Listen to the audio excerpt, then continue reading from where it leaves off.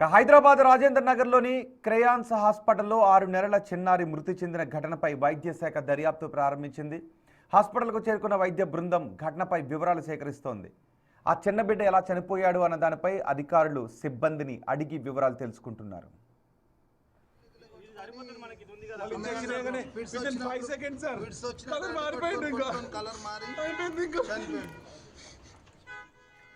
గడువు ముగిసిన ఇంజెక్షన్ ఇవ్వడం వల్లే తమ బిడ్డ చనిపోయాడు అని తల్లిదండ్రులు ఆరోపిస్తున్నారు. ఈ ఘటనకు బాధ్యుడైన డాక్టర్ అభిషేక్ను రాజేంద్ర నగర్ పోలీసులు అదుపులోకి తీసుకుని ప్రశ్నించారు. అనంతరం విడిచిపెట్టారు. తమ బిడ్డ మరణానికి గల అసలు కారణాలు పోస్టుమార్టం రిపోర్ట్లో తేలనున్నాయి.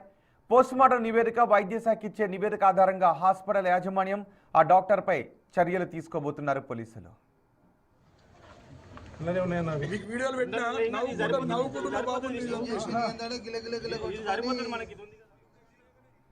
మరింత సమాచారం మా ప్రతినిధి అనిల్ అందిస్తారు. అనిల్, క్రేయాన్స్ హాస్పిటల్లో 6 నెలల చిన్నారి మరణానికి కారణాలేంటి? డాక్టర్ గడువు తీరిన ఇంజెక్షన్ ఇవ్వడం కారణంగానే చనిపోయాడా? అక్కడ గడువు తీరిన ఇంజెక్షన్స్, వాడిన ఇంజెక్షన్స్ ఏమైనా దొరుకుతున్నాయా?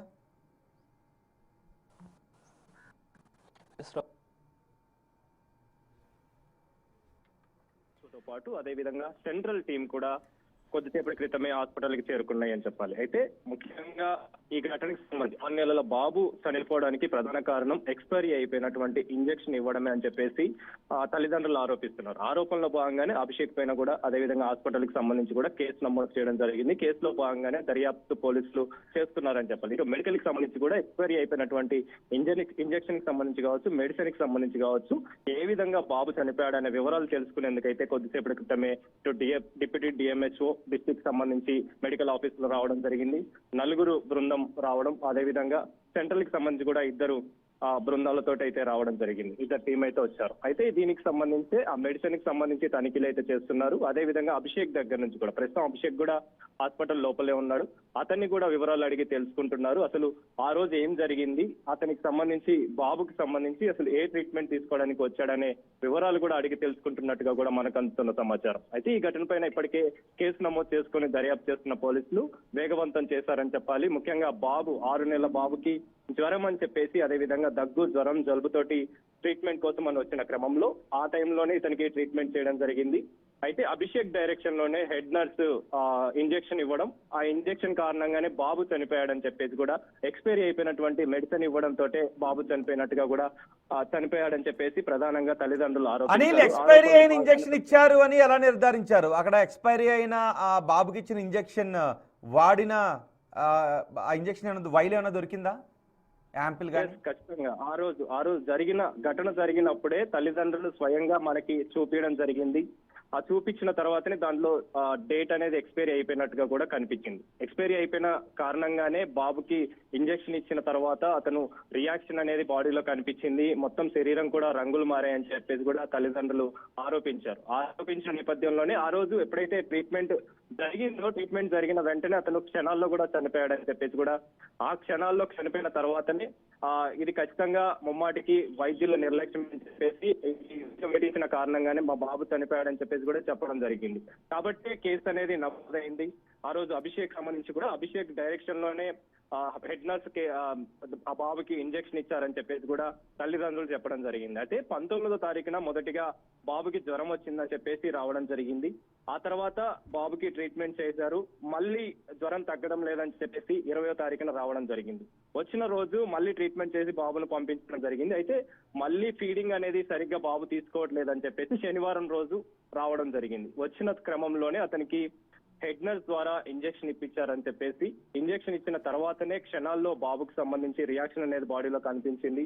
బాడీ మొత్తం కూడా రంగు మారిందని చెప్పేసి కూడా తల్లిదండ్రులు చెప్పారు. అయితే చెప్పిన తర్వాతనే అతను క్షణాల్లో చనిపోవడం కూడా, మరణించడం కూడా. హాస్పిటల్ యాజమాన్యం ఏం చెప్తుంది? హాస్పిటల్లో మిగిలిన డాక్టర్ల బృందం ఏం చెప్తున్నారు?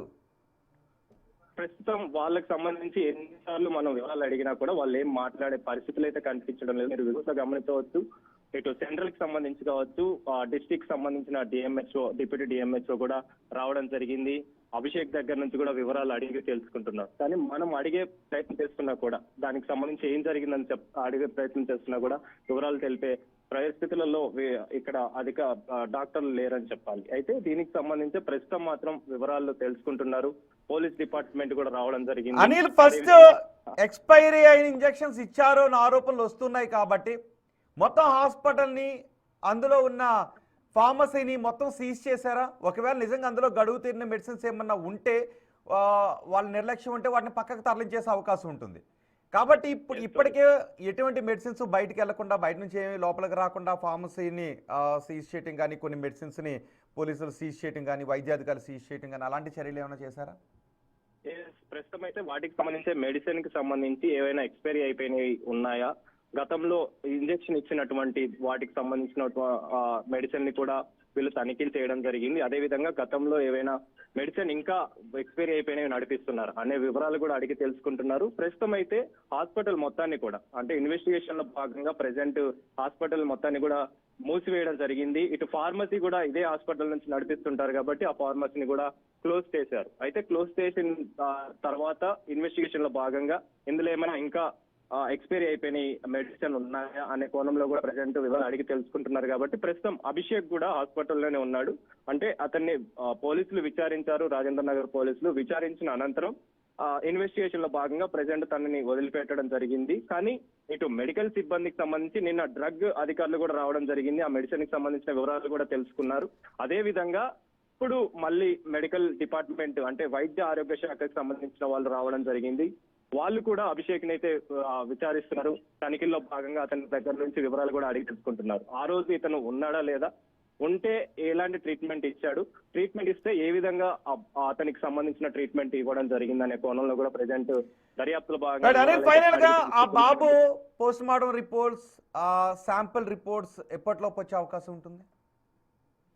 మినిమం ఏ పోస్ట్ మార్టం అయినా కూడా ఖచ్చితంగా 10 రోజులు పట్టే అవకాశం అయితే మనకు కనిపిస్తుంది రోహిత్. ఎందుకంటే పోస్ట్ మార్టం చేసిన అనంతరం దాంట్లో నుంచి డీటెయిల్స్ అన్ని సేకరించి ఆ తర్వాత రిపోర్ట్ అనేది పోలీసులకి అప్పగిస్తారు. కాబట్టి 1 వీక్ నుంచి 10 డేస్ వరకు ఖచ్చితంగా పడే అవకాశం ఉంటుంది. అదే విధంగా మెడికల్ కి సంబంధించి వైద్య ఆరోగ్య శాఖకు సంబంధించి కూడా రిపోర్ట్ సేకరించే అవకాశం ఉంది. కాబట్టి వాళ్ళు తుది నివేదిక ఇవ్వనున్నారు. అదే విధంగా పోస్ట్ మార్టం రిపోర్ట్ వచ్చిన తర్వాతనే ఈ కేసుకు సంబంధించి కీలక విషయాలు వెలుగులోకి వచ్చే అవకాశం మనకు కనిపిస్తుంది. రైట్ అనిల్, హైదరాబాద్ రాజేంద్ర నగర్ లోని క్రేయాన్స్ హాస్పిటల్లో 6 నెలల చిన్నారి మృతి చెందిన ఘటనపై వైద్య శాఖ దర్యాప్తు ప్రారంభించింది. హాస్పిటల్కు చేరుకుంది వైద్య బృందం. ఈ ఘటనపై వివరాలు సేకరిస్తోంది. ఆ చిన్న బాబు ఎలా చనిపోయాడు అన్న దానిపై అధికారులు సిబ్బందిని ప్రశ్నలు సంధించి వివరాలు తెలుసుకుంటున్నారు. గడువు ముగిసిన ఇంజెక్షన్ ఇవ్వడం వల్లే తమ బిడ్డ చనిపోయాడు అని తల్లిదండ్రులు ఆరోపిస్తున్నారు. ఈ ఘటనకు బాధ్యుడైన డాక్టర్ అభిషేక్ను రాజేంద్ర నగర్ పోలీసులు అదుపులోకి తీసుకుని విచారించారు. ఆ తర్వాత విడిచిపెట్టారు. అయితే తమ బిడ్డ మరణానికి గల అసలు కారణాలు పోస్టుమార్టం రిపోర్టులో తేలుతాయని చెప్తున్నారు. పోస్టుమార్టం నివేదిక, వైద్య శాఖ ఇచ్చే నివేదిక ఆధారంగా హాస్పిటల్ యాజమాన్యం డాక్టర్పై అధికారులు చర్యలు తీసుకునే అవకాశం ఉంది.